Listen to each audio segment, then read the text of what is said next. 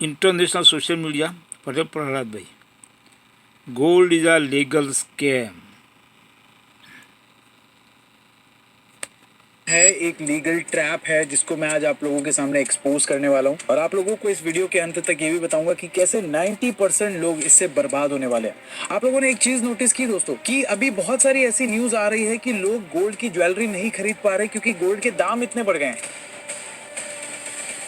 जहां पे गोल्ड 2024 में 78,000 रुपए हुआ करता था, 2023 में 65,000 हुआ करता था, वही आज की डेट में अचानक गोल्ड 1,28,000 पहुंच गया। तो ऐसे में जब कोई ज्वेलरी खरीद ही नहीं रहा, सोने की डिमांड कम होती जा रही है, तो यहाँ पे प्राइस क्यों बढ़ रहा है? आज के इस वीडियो में इसके बारे में बात करेंगे एंड इसके अलावा गोल्ड से बेटर स्टेबल ऑप्शंस क्या रह सकते हैं इन्वेस्टिंग के लिए, उस पर भी बात करेंगे। क्योंकि गोल्ड आज की डेट में बिटकॉइन की तरह बिहेव कर रहा है कि सुबह देखो तो 1,20,000, शाम को देखो तो 1,24 हो जाता है, 1,25 हो जाता है। इतना अनस्टेबल गोल्ड क्यों हो रहा है उस पर भी बात होगी। और अगर आप गोल्ड ज्वेलरी खरीदना चाहते हैं अपनी शादी, फंक्शन या मैरिजेस के लिए, तो मैं उन सभी चीजों पे बेटर ऑप्शंस आपके लिए क्या रह सकते हैं उस पर भी बात करूंगा। क्योंकि हो ये रहा है दोस्तों कि गोल्ड जिस रफ्तार से बढ़े जा रहा है, तो बहुत सारे लोग जिनको ज्वेलरी खरीदनी है वो बेचारे ये सोचते हैं कि थोड़ा सा घट जाए तो मैं खरीदूंगा, थोड़े दिन वेट करते हैं 5-10,000 रुपए और बढ़ गया, राइट। तो यहाँ पे इस टॉपिक पे बात करेंगे कि इसका बेस्ट ऑल्टरनेटिव क्या हो सकता है, तो लास्ट तक बने रहे। बट उससे पहले अगर आप पहली बार चैनल पे आए हैं, इस चैनल को सब्सक्राइब करें इस तरीके के कंटेंट के लिए। तो सबसे पहले बात करते हैं जो हमारा पार्ट 1 है इस वीडियो का, वो ये है दोस्तों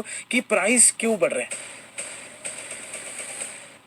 तो दोस्तों जैसे मैंने अभी आप लोगों को डेटा दिया कि गोल्ड के ज्वेलरी तो बिक नहीं रही है, लोगों की ज्वेलर परेशान हो चुके हैं। इवन ज्वेलर्स ने यहाँ पे 8 कैरेट तक की ज्वेलरी भी बेचना शुरू कर दिया है। 8 कैरेट की ज्वेलरी मतलब जिसमें 33% तो गोल्ड होता है, बाकी सब खाद मिलाया हुआ अलॉय होता है। लोग यहाँ पे 8 कैरेट की ज्वेलरी भी खरीद रहे हैं। मतलब पहले के जमाने में अगर कोई ज्वेलर 8 कैरेट की ज्वेलरी बेच दिया करता था ना, उस ज्वेलर को स्कैमर बता देते थे और ये बोला जाता था कि यार ये मिलावटी सोना बेचता है। लेकिन आज की डेट में परेशानी ये है कि अगर आप 24 कैरेट में, तो चलो गोल्ड की ज्वेलरी बनती नहीं है, 20 कैरेट और 22 कैरेट इतना महंगा हो गया है कि लोगों की अफोर्डेबिलिटी नहीं रही है। तो इसीलिए ज्वेलर ने ये 8 कैरेट वाला नया कॉन्सेप्ट निकाला है। इवन यहाँ पे गोल्ड प्लेटेड ज्वेलरी भी बन रही है, जिसपे भी हम बात करेंगे कि इसको लेना चाहिए नहीं लेना चाहिए। बट यहाँ पे पहले बात कर लेते हैं कि गोल्ड के प्राइसेस क्यों बढ़ रहे हैं। देखिए, जब मैंने यहाँ पे रिसर्च की और मैंने बाकी एक्सपर्ट्स की भी राय देखी, तो यहाँ पे मुझे 4 बड़े रीजन दिखे कि गोल्ड के प्राइसेस अभी की डेट में क्यों बढ़ रहे हैं। पहला तो यहाँ पे ये बताया जा रहा है कि अमेरिका में ना इंटरेस्ट रेट बैंकों का कम हुआ है, तो अमेरिकन इन्वेस्टर्स को ये लग रहा है कि पैसा अगर बैंक अकाउंट में रखेंगे तो कम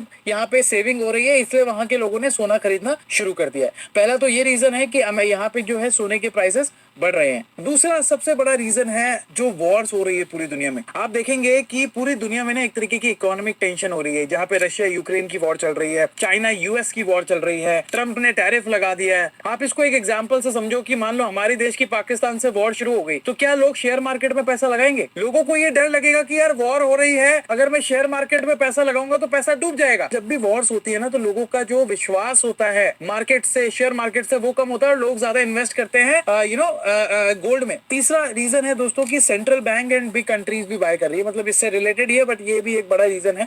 जैसे बाहर के देशों में अमेरिका हो गया या यूरोप हो गया, ये भी बहुत सारा गोल्ड बाय कर रहे हैं because of the war and tension between the countries, because of the tariff war also. तो ये भी चीज है। अभी आप सोच रहे होंगे कि यार ये मुझे स्कैम वाला पार्ट बताओ ना जल्दी से। देखो यार, ये थोड़ा सा ना डिटेल वीडियो है, आप बहुत सारी चीजें सीख के जाने वाले हो जो आपके फ्यूचर में बहुत मदद करेगा इन्वेस्टमेंट के लिए। थोड़ा सा आप लोगों को कहूंगा, जो लोग जाना चाह रहे हैं, सोच रहे हैं, देखते रहिए। अभी आपको ऐसी कुछ इंपॉर्टेंट फैक्ट पता लगेंगे, ऐसे सीक्रेट पता लगेंगे वर्ल्ड ऑर्डर के, कि आप हैरान रह जाओगे। ध्यान से देखते रहना ये पूरा एपिसोड। तो यहाँ पे चौथा रीजन है गोल्ड ईटीएफ का। इस ट्राई सेमेस्टर में यहाँ पे मैं आप लोगों को बता दूं, अमेरिका ने $16 बिलियन के गोल्ड ईटीएफ खरीदे। गोल्ड ईटीएफ मतलब gold exchange traded funds. Like अगर आप यहाँ पे उन फंड्स में पैसा लगाते हो जो गोल्ड खरीदती है, तो इनडायरेक्टली आप एक तरीके से गोल्ड में ही पैसा लगाते हो। तो अमेरिका ने रिसेंट में $16 बिलियन का गोल्ड ईटीएफ खरीदा है। यूरोप ने $8 बिलियन का गोल्ड ईटीएफ खरीदा है। इंडिया की बात करूं तो $902 मिलियन यानी कि करीबन 8,000 करोड़ का इंडिया ने गोल्ड ईटीएफ में इन्वेस्ट किया है। और चाइना की बात करूं तो $602 मिलियन यानी कि करीबन 5,000 करोड़ रुपए चाइना ने भी इन्वेस्ट किया और बाकी कंट्रीज भी इन्वेस्ट कर रही है। तो ये भी एक रीजन है कि भैया गोल्ड की प्राइस बढ़ रहे हैं। अब एग्जैक्ट एक रीजन नहीं होता जब किसी कमोडिटी के या किसी चीज के प्राइस बढ़ते हैं। वर्ल्ड लेवल पे बहुत सारी चीजें हो सकती है, बट बड़े बड़े रीजन मैंने आपको बता दिए। ये तो बात हो गई दोस्तों कि गोल्ड के प्राइसेस क्यों बढ़ रहे हैं। अभी आप लोगों को पार्ट 2 की शुरुआत करके ये बताते हैं लोग गोल्ड की ज्वेलरी क्यों नहीं खरीद रहे हैं। राइट। गोल्ड की ज्वेलरी क्यों नहीं बिक रही है जब गोल्ड प्राइस इतना हाई हो रहा है, लोग गोल्ड खरीद रहे हैं? तो यहाँ पे ना एक बहुत इंटरेस्टिंग डेटा मैं लेके आया हूँ आप लोगों के सामने, जो आपको हैरान कर देगा। ध्यान से देखना, ये वो पार्ट है ना जिससे आपको पूरे दुनिया में वर्ल्ड ऑर्डर कहाँ पे सेट किया जा रहा है वो समझ आ जाएगा। ध्यान से देखते रहना। आपको लीगल स्कैम क्यों मैं बता रहा था, ये बहुत बड़ी चीज मैंने बोली है, वो आपको समझ आ जाएगा। देखो 2005 की मैं अगर बात करूँ ना तो 10 ग्राम गोल्ड 6180 का था। 2010 में 18,500 का हुआ, 5-5 साल का गैप ले रहे हैं। 2015 में 26,300 का हुआ। 2020 में 48,600 रुपए का हुआ। 2023 में 65,000 रुपए के समथिंग हो गया। 2024 में 78,245 रुपए हो गया। 2025 में 1,28,000 रुपए हो गया। लास्ट 6 मंथ में अगर आप कंपेयर करो तो 55% से ज्यादा गोल्ड बढ़ गया। अब यहाँ पे लास्ट 20 ईयर से अगर हम ग्रोथ की बात करें कि गोल्ड ने कितना रिटर्न दिया है, तो लास्ट 20 ईयर 2005 से अगर 2025 का कंपेयर करते हो तो 20 गुना से ज्यादा रिटर्न दिया है। लास्ट 19 ईयर्स की बात करते हैं तो लास्ट 19 ईयर्स में 2005 से 2024 तक गोल्ड ने 12 गुना रिटर्न दिया है। मतलब 1 रुपए लगाते तो 12 रुपए हो जाता है इस तरीके से। और लास्ट 18 ईयर की बात करें 2005 से लेकर 2023 तक कितना रिटर्न दिया है, तो 10 गुना रिटर्न दिया है, 10.5 गुना रिटर्न दिया, मतलब 10 गुना आपके पैसे हो जाते हैं। यहाँ पे एक और शॉकिंग रिजल्ट सामने आता है। देखो गोल्ड तो अपने हिसाब से बढ़ गया जितना उसको बढ़ना था, लेकिन क्या लोगों की सैलरी बढ़ पाई? आप ये भी तो देखो ना, गोल्ड आप कब खरीदोगे? जब आपके पास इनकम होगी, जब आपके पास सेविंग होगी। हमने वर्ल्ड बैंक का डेटा निकाला है और हमें ये पता लगा है कि 2005 में लोगों की एवरेज सैलरी 2600 रुपए हुआ करती थी। 2010 में 4500 रुपए हो गई पर मंथ की मैं बात कर रहा हूँ। 2015 में 7,900 रुपीज पर मंथ सैलरी हुआ करती थी लोगों की। 2020 में 10,600 हो गई। 2023 में 15,350 हो गई। 2024 में 17,110 हो गई। 2025 में 19,290 रुपए एवरेज सैलरी होगी। अब आप एक चीज समझो इस पूरे डेटा से, जो मैंने आपको दोनों बताया कि 2005 से 2025 तक लोगों की जो सैलरी में ग्रोथ हुई है वो 4 गुना हुई है, लेकिन गोल्ड कितना बढ़ा है? 20 गुना। ध्यान से सुनना, 20 गुना गोल्ड बढ़ गया। जहां पे पहले के जमाने में गोल्ड लोगों के लिए फिर भी अफोर्डेबल हुआ करता था, क्योंकि अगर आप 2005 में भी देखो तो लोगों की एवरेज सैलरी 2600 रुपए के करीब थी और गोल्ड था 6,000 रुपए के करीब। तो ठीक है, लोग गोल्ड ले लिया करते थे, मतलब फिर भी लोगों के पास कुछ ना कुछ गोल्ड तो होता ही था। लेकिन आज की डेट में अगर आप देखो तो gold is almost unaffordable for most of the Indians. क्योंकि अगर आप हमारे देश का इकोनॉमिक स्ट्रक्चर देखो, 10% जो इंडियंस है वो अपर क्लास में आते हैं, जो अमीर लोगों में आते हैं। 40% जो हमारी देश की जनता है वो मिडिल क्लास में आती है, और 50% जो रिमेनिंग जनता है वो लोअर क्लास या गरीब लोग आते हैं जिनकी सैलरी उतनी नहीं है। लेकिन पहले के जमाने में, आज से 15 साल 20 साल पहले, आज से 40-50 साल पहले भी गोल्ड जब बढ़ता था तो वो इतना नहीं बढ़ता था कि वो लोगों की सैलरी का 10 गुना 5 गुना हो जाया करता था। फिर भी गोल्ड अफोर्डेबल हुआ करता था। हालांकि गोल्ड से रिलेटेड ये बात तो हमेशा कही जाती है कि गोल्ड हर जमाने में महंगा ही लगता था, लेकिन फिर भी लोग खरीद लिया करते थे, अगर आप 2025 का साल छोड़ दो। लेकिन आज क्या हुआ है दोस्तों कि आज ये इतना महंगा हो गया है कि लोग चाहकर भी नहीं खरीद पा रहे। क्योंकि इंडिया में 2025 में लोगों की एवरेज सैलरी 20,000 मान लो, चलो 25,000 मान लो, 30,000 भी मान लो, तो भी सोना 1,28,000 या 1,30,000 रुपए है पर 10 ग्राम की बात कर रहा हूँ, वो भी 24 कैरेट। तो आप सोच के देख लो कि कितने लोग गोल्ड खरीद पाएंगे। 90% लोग गोल्ड नहीं खरीद पाएंगे। और यही एक रीजन है दोस्तों कि जिस वजह से मैंने ये वीडियो के शुरुआत में कहा कि gold is a legal scam. अब एक लीगल इकोनॉमिक स्कैम की डेफिनेशन क्या होती है दोस्तों? When a system systematically benefits one class at the expense of another class, creating a structural inequality, that's called a scam even if it's a legal. मतलब पूरा system ऐसा हो जाता है कि जहां पे एक क्लास के लिए, मतलब अपर क्लास के लिए तो वो चीज अफोर्डेबल है, अमीरों के लिए तो आज भी गोल्ड अफोर्डेबल है, लेकिन जो मिडिल क्लास या जो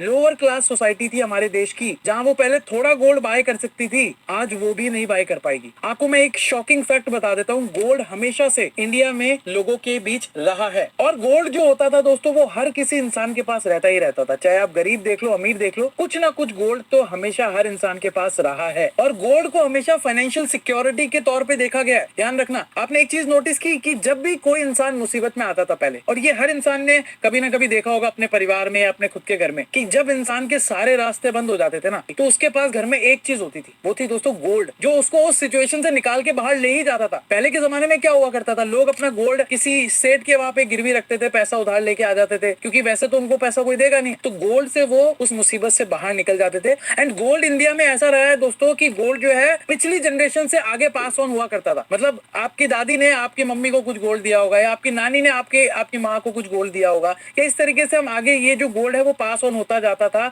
एंड गोल्ड हर इंसान के पास एक फाइनेंशियल सिक्योरिटी होता था, लास्ट ऑप्शन होता था जिससे वो मुसीबत से निकल जाता था। लेकिन अब क्या हो रहा है दोस्तों कि गोल्ड इतना अनअफोर्डेबल हो गया है, इतना महंगा हो गया है कि ज्यादातर लोग तो खरीद ही नहीं पा रहे। जब ज्यादातर लोग आज खरीद ही नहीं पा रहे तो वो आगे उसको पास ऑन कैसे करेंगे? वो आप अपनी जनरेशन को कैसे पास ऑन करेंगे? जनरेशन छोड़ दो आप, वो खुद ही कैसे सिक्योर रहेंगे? सबसे बड़ा प्रॉब्लम यही है। एंड मैं इसको स्कैम या लीगल स्कैम इसीलिए बोल रहा हूँ दोस्तों, क्योंकि आज की डेट में गोल्ड का अफोर्डेबिलिटी क्राइसिस चल रहा है। ज्यादातर लोग जब गोल्ड खरीद ही नहीं पाएंगे तो आगे पास ऑन तो मतलब आप भूल ही जाओ। जब आपके पास ही गोल्ड नहीं है तो आप अपने बेटे को या आप अपने पोते को कौन सा गोल्ड देके जा रहे हो? क्योंकि प्रॉब्लम ये हो रही है दोस्तों, सैलरीज लोगों की नहीं बढ़ रही है, इनकम लोगों की नहीं बढ़ रही है। आज की डेट में तो इतना बुरा हाल है कि टीसीएस जैसी कंपनीज बाहर निकाल रही है लोगों को। तो जब लोगों की सैलरीज नहीं बढ़ रही है और गोल्ड इतनी तेजी से भाग रहा है तो वो इनकम गैप तो क्रिएट हो गया ना। अब होगा क्या दोस्तों कि अमीर और अमीर होता जाएगा, गरीब और गरीब होता जाएगा। लोग कम रिस्क ले पाएंगे क्योंकि उनके पास रिस्क लेने का एपेटाइट होगा नहीं, राइट? क्योंकि कुछ फाइनेंशियल सिक्योरिटी नहीं है ना, मुसीबत आ गई तो क्या करोगे? कुछ भी तरीका नहीं आपके पास। तो ऐसे में इसीलिए मैं कह रहा हूं कि मुझे जो लग रहा है प्राइसेस को देख के, इन सारी चीजों को देख के, कि एक तरीके का शिफ्ट हो रहा है पूरी दुनिया में, जहां पे गोल्ड को इतना महंगा कर दो कि ज्यादातर लोग तो उसको ले नहीं पाएंगे। ज्यादातर लोग जब नहीं ले पाएंगे तो ज्यादातर लोग उसको आगे ट्रांसफर भी नहीं कर पाएंगे और आने वाली जो जनरेशन है वो आज की जनरेशन से और वीक हो जाएगी, स्पेशली अगर मैं इंडिया की बात करूं तो। लेकिन यहाँ पे एक अच्छी चीज जरूर हुई है दोस्तों, मैं आपको इतना भी नहीं डराऊंगा कि आप इस वीडियो के बाद डिप्रेशन में चले जाओ। एक अच्छी चीज जरूर हुई है कि टेक्नोलॉजी का एडवांसमेंट बहुत तेजी से बढ़ा है इस पूरे जनरेशन में जब हम जी रहे हैं। तो आज की डेट में because of internet, because of the new technologies, because of AI, आप बहुत अच्छा कर सकते हो, आप बहुत आगे बढ़ सकते हो। तो अब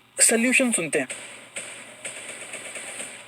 पार्ट 3 की तरफ बढ़ते हैं वीडियो के, कि आगे क्या करना है। ठीक है, जो हो गया हो गया। गोल्ड अफोर्डेबल नहीं है वो सबको पता है, गोल्ड नहीं खरीद पा रहे लोगों को पता है, लेकिन अब क्या करना है। पहली चीज बात करते हैं दोस्तों कि मैरिजेस के लिए। इंडिया में ज्यादातर लोग जो गोल्ड खरीदते हैं वो मैरिज पर्पज से खरीदते हैं, ज्वेलरी पर्पज से खरीदते हैं, क्योंकि आज की डेट में भी इंडिया में जब शादी होती है तो गोल्ड ज्वेलरी दी जाती है। जितना क्रेज गोल्ड का हमारे देश में है वैसा कहीं पर नहीं है। तो ऐसे में अगर आप 20 कैरेट, 22 कैरेट, 24 कैरेट अफोर्ड नहीं कर पा रहे because of the high prices of gold, क्योंकि आप ये समझिए कि अगर गोल्ड आपको 1,28,000 रुपए पर 10 ग्राम दिखा रहा है ना, तो अगर आप एक गोल्ड की रिंग लेने जाएंगे जिसका 10 ग्राम मान लो उसका वेट है, तो वो ज्वेलरी आपको 1,28,000 से 1,30,000 रुपए की नहीं पड़ेगी। वो ज्वेलरी आपको पड़ेगी 1,40,000 या 1,45,000 रुपए की, क्योंकि उसमें आप मेकिंग चार्ज भी लगाओगे, उसमें आप जीएसटी भी लगाओगे। तो ये सारी चीजें ऐड करके गोल्ड ज्वेलरी तो बहुत ज्यादा महंगी हो गई है। तो ऐसे में आप ये कर सकते हो कि अगर आपको मैरिजेस के लिए देना है तो आप गोल्ड प्लेटेड ज्वेलरी में जा सकते हो। इसके अलावा 8 कैरेट नहीं लेना चाहते तो 12, 13 कैरेट या 14 कैरेट, 16 कैरेट तक ले सकते हो अगर आप उस चीज को अफोर्ड कर सकते हो। बट एक चीज ध्यान रखना, गोल्ड ज्वेलरी कभी भी इन्वेस्टमेंट नहीं हो सकती, क्योंकि गोल्ड ज्वेलरी जब आप बेचने जाते हो तो आपको ऑलमोस्ट रिटर्न कुछ नहीं मिलता या बहुत कम मिलता है। अगर आपका गोल्ड 22 कैरेट का है या 24 कैरेट का है, स्पेशली अगर 24 कैरेट का गोल्ड है तो आपको कंप्लीट वैल्यू मिल जाती है। लेकिन अगर उससे नीचे है, मतलब ज्यादा मिक्स है, गोल्ड कम है, तो ऐसे में आपको उतना रिटर्न नहीं मिलेगा। तो गोल्ड ज्वेलरी को ऐसे इन्वेस्टमेंट बिल्कुल मत देखना, राइट? पहली चीज आपने समझ ली। इसके अलावा अगर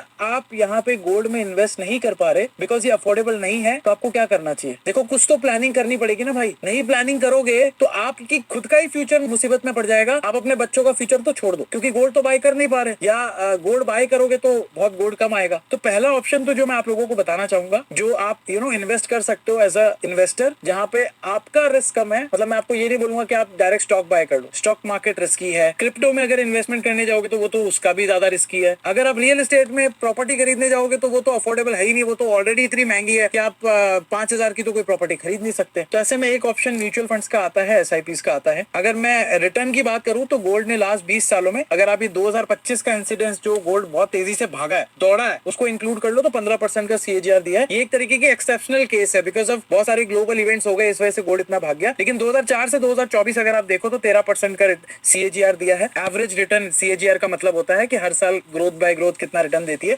2020 से 2000 तक अगर आप कैलकुलेट करो उसका डेटा, तो गोल्ड ने 12% का रिटर्न दिया है। ऑन एन एवरेज अगर मैं बात करूं तो गोल्ड 11, 12, 13, 14% ही रिटर्न देता है। ये साल तो कुछ एक्सेप्शनल ही है, मतलब इतना रिटर्न तो कभी नहीं दिया। तो ऐसे में अगर आपको गोल्ड जितनी है उससे ज्यादा ग्रोथ चाहिए, तो अगर आप हमारे देश में स्मॉल कैप एसआईपीज का अगर आप डेटा देखो तो इसने 16 से 19% का रिटर्न दिया है लास्ट 20 सालों में। मिड कैप एसआईपीज अगर आप करवाते हो तो 15 से 18% का रिटर्न दिया है। लार्ज कैप एसआईपीज अगर आप कराते हो तो 12 से 13% का रिटर्न दिया है। अब बहुत लोग कहेंगे कि एसआईपी क्या है सर, हमने बड़े सारे वीडियो देखे हैं एसआईपी के। अगर आप मेरे से इंस्टाग्राम पे जुड़े हुए हो तो इंस्टाग्राम पे मेरे ही बहुत सारे वीडियो देख लिए होंगे, कितना इन्वेस्ट करो, इतने साल लगाओ, इतने करोड़ रुपए मिल जाते हैं। एसआईपी भी बताता हूँ आप लोगों को, बट एक कैलकुलेशन दे देता हूँ जिससे आप मोटिवेट हो जाओगे कि अगर आपने आज से 20 साल पहले यानी 2005 में 5,000 रुपए की एसआईपी की होती तो 2025 आते आते तक आप 12 लाख रुपए इन्वेस्ट करते। अब वही 12 लाख अगर आप लार्ज कैप एसआईपी में इन्वेस्ट कर देते तो आपके यहाँ पे 45 लाख रुपए हो जाते। वही 12 लाख अगर आप मिड कैप एसआईपी में इन्वेस्ट कर देते तो आपके 66 लाख रुपीज हो जाते। वही 12 लाख अगर आप स्मॉल कैप एसआईपी में इन्वेस्ट करते तो आपके 96 लाख रुपीज हो जाते। 12 लाख का का 96 लाख, ऑलमोस्ट 1 करोड़ रुपए हो गया आपका। तो this is the beauty of SIPs। आप समझते हैं SIP है क्या? SIP दोस्तों, SIP का फुल फॉर्म होता है सिस्टमैटिक इन्वेस्टमेंट प्लान। ये एक तरीके की म्यूचुअल फंड स्कीम्स होती है। म्यूचुअल फंड मतलब यहाँ पे आपका पैसा स्टॉक मार्केट में लगता है अलग अलग कंपनीज में। मतलब अगर आप स्मॉल कैप SIP में इन्वेस्ट करते हो तो वहां पे आपका पैसा एक स्टॉक में नहीं लगता, 20, 30, 40, 50 स्टॉक में लगता है, डिपेंडिंग ऑन कि आप कौन सी म्यूचुअल फंड स्कीम को चूज करते हो। SIP एक तरीका है म्यूचुअल फंड में इन्वेस्ट करने का। म्यूचुअल फंड में दो तरीके से इन्वेस्टमेंट हो सकता है, लमसम और SIP। लमसम में आप एक बड़ा अमाउंट इन्वेस्ट कर देते हो, मान लो आपके पास 50,000 या लाख रुपए या 2 लाख रुपए आ गया, आपने सारा का सारा अमाउंट डाल दिया उस एक स्कीम में। SIPs में आप क्या करते हो, हर महीने कुछ ना कुछ पैसा इन्वेस्ट करते हो, ठीक है। तो ये यहाँ पे तरीका होता है म्यूचुअल फंड में इन्वेस्टमेंट का। अब SIP क्यों सही है? अब आप कह सकते हैं कि आपने तो मना किया अभी स्टॉक मार्केट में मत इन्वेस्ट करो, अभी आप कह रहे हो कि SIP सही हो सकती है ज्यादातर लोगों के लिए। स्टॉक मार्केट का प्रॉब्लम ये है कि उसके आपको नॉलेज होना खुद जरूरी है। अगर खुद आपको स्टॉक मार्केट की या ट्रेडिंग की नॉलेज नहीं है तो कभी भी आप उससे ग्रोथ नहीं ले पाओगे, उल्टा पैसा डुबो दोगे। Specially in the case of option, future and option trading में तो वो तो बहुत ज्यादा रिस्की है। लेकिन SIPs का फायदा ये है कि जब आप SIPs के थ्रू म्यूचुअल फंड में इन्वेस्ट करते हो, एक तो छोटा छोटा पैसा निकलता जाता है, आप पे ज्यादा बर्डन नहीं आता। अब 2,000 रुपए, 1,000 रुपए, 5,000 रुपए महीना निकालना किसी के लिए भी बहुत ज्यादा बड़ी बात नहीं है। कोई भी जो इस वीडियो को देख रहा है वो निकाल सकता है। 500 रुपए से भी SIP होती है यार, मतलब इतना तो हर कोई निकाल सकता है। और दूसरा सबसे बड़ा एडवांटेज ये है कि यहाँ पे आपका जो पैसा होता है वो यहाँ पे जो ट्रेंड प्रोफेशनल्स होते हैं वो हैंडल करते हैं। सपोज करो कि आपने एक ऐसे बंदे को अपना पैसा इन्वेस्ट करने को दे दिया जिसको बहुत अच्छी नॉलेज है, जैसे निखिल कामत के लेवल के लोग, इनको बहुत अच्छी नॉलेज है। हालांकि इससे आपको सेबी से ऑथराइज होना होता है, सारे गवर्नमेंट अप्रूवल लगते हैं। तो यहाँ पे जो एसेट मैनेजमेंट कंपनीज होती है जो आपका पैसा देखती है कि वो सही जगह लग रहा है नहीं लग रहा है, वो एक्सपीरियंस प्रोफेशनल एक्सपर्ट्स के द्वारा आपके पैसों को अलग अलग मल्टीपल कंपनीज में इन्वेस्ट किया जाता है। जिससे फायदा ये होता है कि जब हमारे देश की इकोनॉमी बढ़ती है तो आपका पैसा तो बढ़ेगा ही बढ़ेगा। दूसरी चीज कि आपको भले ही ज्यादा नॉलेज ना हो शेयर मार्केट की, उससे भी आपको कोई फर्क नहीं पड़ता क्योंकि आपका पैसा कोई और मैनेज करे, तो इसीलिए वो ज्यादा सेफ है। पहली चीज तो कुछ ना कुछ अमाउंट आप जरूर इन्वेस्ट करें जिससे आप आने वाले समय में एक अच्छा पैसा बना पाओ, इन्फ्लेशन को बीट कर पाओ। इसके अलावा अपने आने वाली जनरेशन को भी कुछ दे के जाओ, क्योंकि होता ही है दोस्तों कि जब आप पैसा बचाओगे तभी तो आने वाली जनरेशन को दे के जाओगे, राइट। ये समझना बहुत जरूरी है। और दूसरी इंपॉर्टेंट चीज मैं बोलना चाहूंगा, खुद को अपस्किल करना ना भूले। अभी तक हमारी सोसाइटी क्या सिखाती है, 12th पास कर लो, कॉलेज पास कर लो, फिर पढ़ना लिखना भूल जाओ, पूरी जिंदगी काम करो। लेकिन एक बात सोच के देखो कि अच्छा काम किसको मिलता है, जिसको अच्छी नॉलेज है। आप जॉब करो, बिजनेस करो, कोई बुरा नहीं है। बहुत सारे लोग जॉब को बुरा बताते हैं कि जॉब में ग्रोथ नहीं है, लेकिन आप देखो जिनको अच्छी नॉलेज है ना, उनकी जॉब में भी बहुत ग्रोथ हो रही है। तो जॉब करना है या बिजनेस करना है, ये किसी की पर्सनल चॉइस पे भी डिपेंड करता है। मैंने अभी कुछ देर पहले वीडियो में एक बात बोली थी कि टेक्नोलॉजी आपके साइड है, टेक्नोलॉजी की ग्रोथ आपके साइड है जो आपको आगे ले जा सकती है। AI बहुत तेजी से बढ़ रहा है, आपको पता होगा। इसके अलावा इंटरनेट बहुत तेजी से बढ़ रहा है, इंटरनेट से बहुत सारे काम शुरू किए जा सकते हैं, नए स्किल सीखे जा सकते हैं। आप वो सारी चीजें सीखो, राइट। अगर आप ये सारी चीजें सीखोगे तो आपको आपके जॉब में भी अच्छे मौके मिलेंगे, और आप अगर अपना खुद का बिजनेस भी कर रहे हो तो वो भी और अच्छा कर पाओगे। जिन लोगों ने सीखना छोड़ दिया उन लोगों को अपॉर्चुनिटी भी कम मिलेगी, ये आप ध्यान से सुन लो, गांठ बांध लो। अगर इस वीडियो को कंक्लूड करूं तो ये जरूर कहना चाहूंगा कि गोल्ड आज की डेट में भी बहुत सेफेस्ट इन्वेस्टमेंट है, ग्रोथ दे रहा है, but because of the affordability crisis ये ज्यादातर लोगों के लिए अफोर्डेबल है ही नहीं। इसीलिए मैंने इस वीडियो को बनाया और ये कहा कि gold is acting like a legal scam, but it's not an actual scam. Gold हमेशा से रहा है हमारे बीच में, गोल्ड हमेशा से हमारी दुनिया में, हमारी सोसाइटी में रहा है, लेकिन क्योंकि गोल्ड अफोर्डेबल नहीं है तो आपको दूसरे तरीके ढूंढने पड़ेंगे जिससे आप आने वाले समय में एक अच्छी वेल्थ अपने लिए और अपने परिवार के लिए छोड़ के जा सको। आपको ये वीडियो कैसा लगा मुझे कमेंट बॉक्स में लिख के बताएं, और इस तरीके के वीडियोस के लिए चैनल को सब्सक्राइब करें। मैं